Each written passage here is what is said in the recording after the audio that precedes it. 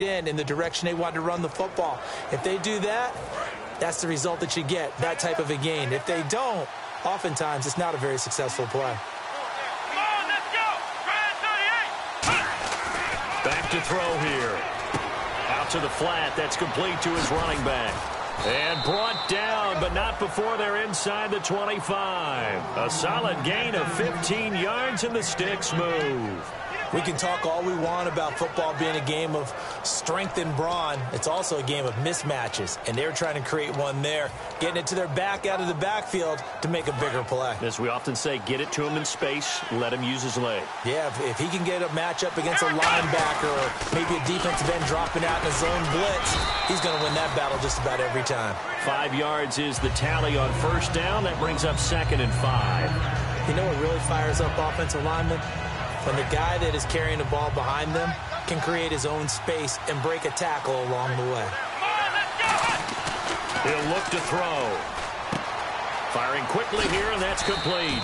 And he's brought down just outside of the 10 at the 11. 9 yards on the pickup there, and it keeps the drive alive.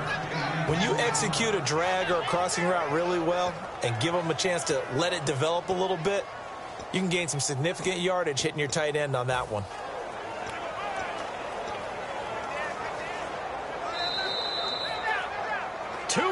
To play in a tightly contested first half. Back to Denver right after this.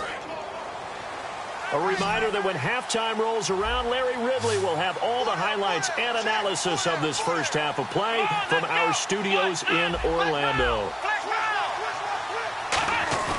They go play action here on first down. Backing up. He'll buy some time right. And he can't find a receiver, and he's brought down. It'll be a loss of 7 on the sack, and it brings up 2nd. It's interesting, partner, that most defenses try and guard the 35-yard line actively because they think the way kickers are nowadays, about a 52-yard field goal, they're kind of giving up points. But you get even deeper into territory, you get into the red zone, they're going to guard it even more, which means more pressure, more blitzing. He's going to flip one out here to his running back. They get 11 back on that one. It leads to 3rd down. I know most of the time when the ball's in the air, you're thinking wide receiver, tight end, but running backs, they can be a big part of any passing offense nowadays.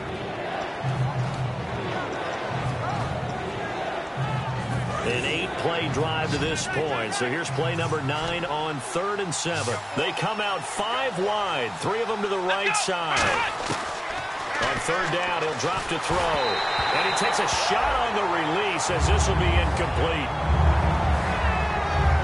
Now, they've got to be a little frustrated here to not complete that on 3rd down after having such a long drive going. Yeah, you're talking about going over 70 yards on the drive. Yeah, did you say a little frustrated?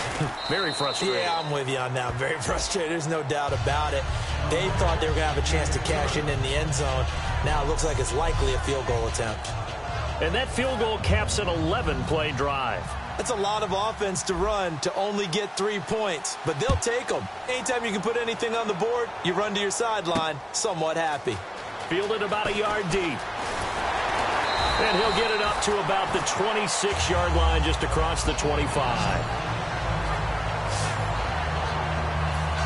Now this Broncos offensive unit ready to head back out onto the field. And what do you think goes on here in this situation? If you got the football, you're trailing, you're back in your own territory with just a little time. Do you try something? You're thinking about jump-starting your team, right? You just mentioned it. They're down. They're trying to get back into the game. But you got to figure if something goes wrong, you may have put yourself in a spot where you may not be able to come back in the second half. Managing risk, this is a big decision here. Can you do any more work or make it more dramatic for not much gain than what we just saw there? Did you see how his toes got down? Tip-tap, tip-tap, got him down. But what did he get out of it? He sold the sizzle. He just had no steak. I mean, was it 1 yard? Yeah, plays like that, you at least expect a first down. They're just 1 yard. Personal foul. Face mask. Defense. And I know it's hard in live action, but you've got to keep your hands away from the face. That's a 15-yard penalty. You work on it all the time, making sure your target area is lower and trying to keep your hands away from the face mask so you don't get the big penalty. From the midfield stripe, they'll look to throw. Wide open receiver complete. Now whistles come in. We're going to get a timeout here by the offense. It's just their first, so they'll have 2 remaining here before we get to halftime.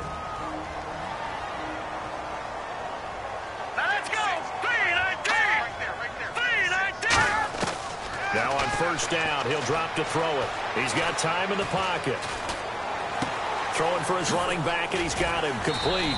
And a nifty little deep juke spin move. Not a great deal there on the back end, but a nice gain still. It's a 5-receiver set. 3 to the left, 2 to the right. They'll look to throw again.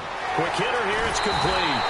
It's a 10-yard gain there, and it sets him up now first and goal. In recent years, the slot receivers really gained stature in the NFL because they could do so many things. Yes, they can line up wide like your normal wide receiver, but to have that kind of courage and toughness to run routes in the middle of the field and become dependable targets for their quarterbacks and move the sticks, those guys are worth their weight in gold. They'll set up a throw. And no escaping this time as he'll go down. They got him for a sack. Now hold everything here. We're going to get a timeout by the offense. And with halftime on the horizon, they'll be out of timeouts from here forward. So the defense has put them in a tough spot. It's 2nd and long.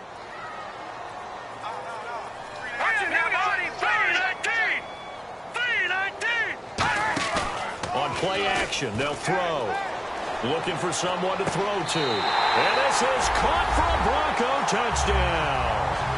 Their dangerous wide receiver as the first half is winding down. And the Broncos have retaken the lead. And while that touchdown does not give them an insurmountable lead, it's still a lead, and that always feels good to a team. They'd love to take that into the lockers, but a little time left on that clock, so some work to do. I like that. I like how you're guarding against a letdown there. Already looking forward. Coaching them up from right up here in the booth. They'll bring it back to just about the 25. Call it the 24-yard line.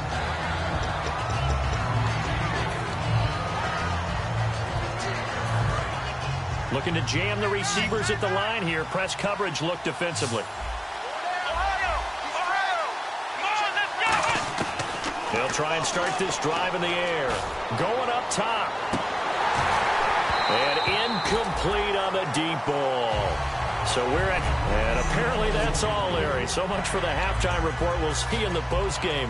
We're ready to get to the third quarter. So both teams have their marching orders, and we'll get going again here in quarter number 3. Fielded about a yard deep. And he'll wind up about 4 yards shy of where he would have been if he had taken a knee, as they'll start at the 21-yard line. Here comes the Broncos offensive unit here as they'll have it first to begin this third quarter. They have the lead. Now they'll be looking to extend that lead. And this is where I enjoy talking about one of my favorite subjects, tendency breakers, or counters as I also like to call them. You've done things in a certain way in the first half, and they've had the ability to see what you've done. They're going to make their adjustments. So guess what? You adjust yourself and try and stay ahead of the pace because you are looking for some separation in this ball game. The adjustment to the adjustment. Without a doubt. Show them one thing, hit them with something else.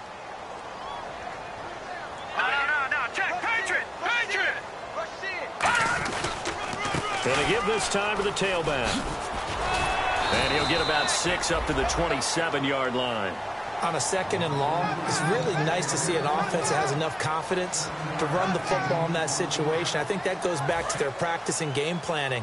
They've seen things that they've seen on tape and in previous games that led them to believe that even in a long-distance situation, they can still run the football and gain enough yardage to put themselves in a good spot on 3rd down. And a quick throw here, that's complete. And 5 yards on the play there, it's a drive will continue. And that's understanding where the markers are, because it's not just running to them. Because on the catch, you can actually be pushed back before the first down.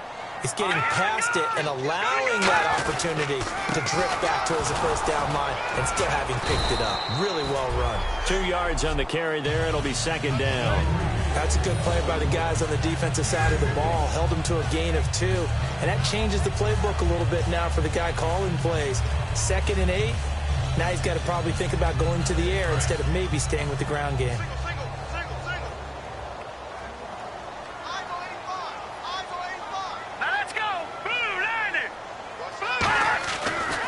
back to throw here. And he will find his man on the outside. And brought down, but not before reaching the 45-yard line. But it appears that they read man defense and went to the out route. And what you have to do on that one as a receiver has got to make sure he works the defender towards the middle of the field to give himself space to cut to the outside and have that ball delivered with good timing, and they got it done. They'll run it now out of the gun. And a minimal gain here as he's up to about the 47-yard line. Give him a couple on the carry there, 2nd and 8. I do know from experience that when you slow down someone's running game, you're now doing the dictating on defense, and guess what? Now you're getting ready to tee off on their quarterback because they have to throw it all the time. But you still have to be alert for the draws and other plays of that nature to make sure you don't get hurt. Now they'll run it on the toss. And he'll fight his way forward to about the 48-yard line. Just a couple on the pickup there, and now it's 3rd down. And 3rd quarter here, you've got the lead. This is where that strong run game can really benefit you. Stayed in bounds there, kept the clock going. I like all the points you just made there. And if you throw the football and it's incomplete, now you stop the clock, and you've helped out the guys on the other side of the ball. So keep it in the hands of those runners. Keep moving it. Keep grinding clock. Going right side here, and that's complete. Good defense holds him to only a yard, and it'll be 4th down. So much about this game is just understanding situations and then having to execute, isn't it? Guard the first down sticks. Don't let them get there. And they rallied and made the tackle. The Broncos send out their punter now. On for his 2nd punt. He'd take a repeat of his first. And he gets it away. A directional kick going toward the sideline. And it's out of bounds. Now we'll see what the side judge says. He says out at the 8-yard line.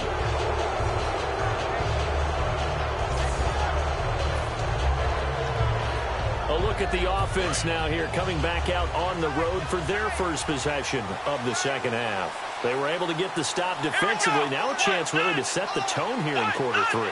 They can really take charge, can't they? And this is probably how it was drawn up at the half. I think we can go inside the locker room, all right? And I think we would see up on the grease boards, stop them defensively, get the ball back for the offense, and let's go downfield and score. Seems simple, right? The last part, we have to find out that's going to happen. But the first part worked to perfection. Did exactly what they wanted, and now their offense has to pay it off. See if they can get the latter 50%.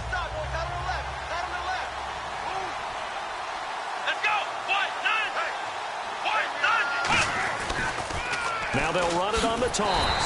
And he'll go down after losing yardage at the 10. That'll go as a loss of 5. And it'll be 3rd down. All right, Brandon, you know me as well as anyone. You know I don't usually advocate abandoning things during a game.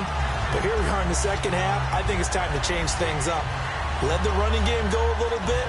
Let's get to the passing game, and if you still want to get in the hands of the runner, maybe you swing it to him, throw it to him a little bit, try it that way. So 3rd and 7 and an extra defensive back on the field here. Definitely want to play coverage here. And he's going to be taken down, sacked back at the 2. Looks like a 9-yard loss, and it also brings up 4th. Oh, boy, he got a favorable spot there. The guys on the sidelines were raising their hands over their head and clasping their hands to signal safety. But the official marked it just outside the end zone at the 1-yard line. And he'll take it just outside the 40. A good return there, 17 yards. And it'll be a short field for the Broncos as they take over 1st and 10. And Denver getting set to take the field. And a tight game after punting last time. See if they can get something going on this drive. As they head to the field now, with the game this close, you've got to feel there's a sense of urgency for them going on offense right now. But they have to do it without letting panic creep in and affect their play. Nothing on that one. It'll be 2nd down. And as a defensive end, getting off the ball quickly, swarming to the football, making a tackle, that's what we saw right there. Yeah, that's what their job is. And really, a lot of the time, they have to throttle back a little bit in the run game because you know those defensive ends, they're like in a sprinter stance. They're just headed straight for the quarterback. That was good recognition on that play to hold them to no gain. Holding offense.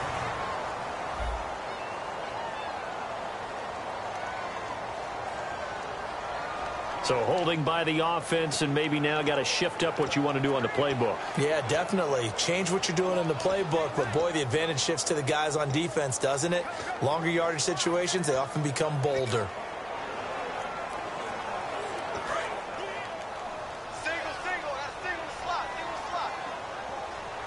They'll come out in the pistol. Now they'll throw here out of the gun. Oh, he's got a man wide open, complete. And he takes this one down all the way near the 30. Partner, it's a lot of fun watching the NFL now, isn't it? Because when the big fella runs routes, it used to be when we were kids, he'd run about 3 different routes, and that was it. Now he can run anything and catch the balls we just saw there.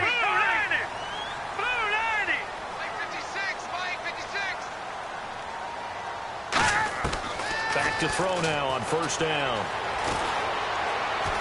He's going to go for a big play downfield. And that is caught. Touchdown, Denver. Their dangerous wide receiver. His second touchdown of the game, his third on the year. And the Broncos will extend their lead. It's good, and it's 21-10. In order to lead in a game, you're going to get plenty of contributors, but that's his second touchdown catch of this game. He's one of the key guys in this one. And you better believe he'll be looking for the hat trick here as this one continues to go. This is fielded at the goal line. And not a bad return here. He gets it out to the 25-yard line. Out comes this offensive unit as they get set to take over here. And on the last go-around, they really couldn't get anything going. They had to punt from deep inside their own territory, which means they're going to lose the field position battle as a general rule. What they're looking for now is a little more consistency, move the ball at least a few times on offense, get a couple of first downs, and hopefully flip the field. Yeah, just something to build off of. That's what they're looking for here. They'll come out throwing here on first down. To the sideline, and oh, a nice catch there. Made sure the feet were inbounds, and they were. Let's make this one simple. What a catch, especially the finishing part of getting his feet in bounds, toe tapping, and, of course, foot dragging. A little tapestry, if you will. Oh, I like it. Firing quickly here, and that's complete. 5 yards on the pickup, and that's going to make it third down and less than a yard. Some think that teams really won't throw a slant route unless you have a receiver that has a lot of stature to him. But sometimes the little guys, they get lost in there. People can't really locate them, and they run that quick cut on the slant, and oftentimes they can turn it into big plays. Quick hitter here, it's complete. And he will have a first down here at about the 40. 5 yards is the pickup there as that extends this drive.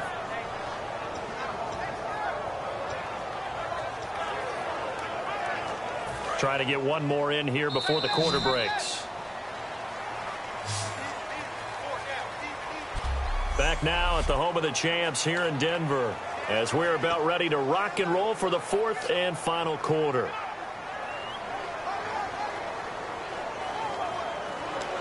So the offense has it first and 10.